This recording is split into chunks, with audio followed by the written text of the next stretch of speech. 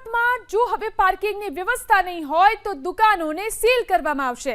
SG highway પર ISKCON ગાંઠિયા, ગજાનંદ પૌવા સહિત 12 દુકાનોને પાર્કિંગના અભાવે સીલ મરાઈ। દુકાનોમાં આવતા તમામ ગ્રાહકો માટે પાર્કિંગની વ્યવસ્થા કરવા અવારનવાર દુકાન માલિકોને સૂચના આપવામાં આવી હોવા છતાં પણ કોઈ વ્યવસ્થા ન કરવામાં આવતા રોડ પર વાહન પાર્કિંગ થતા હોવાને પગલે કાર્યવાહી કરવામાં આવી। 8 સાડા 8 વાગ્યાની આજુબાજુ અને આઈને ડાયરેક્ટ લાઇટ બંધ કર્યું અને સીલ માર્યું।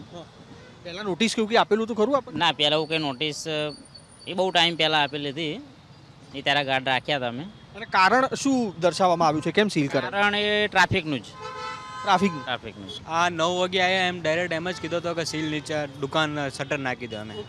અમદાવાદમાં જો હવે પાર્કિંગની વ્યવસ્થા નહીં હોય તો દુકાનોને સીલ કરવામાં આવશે।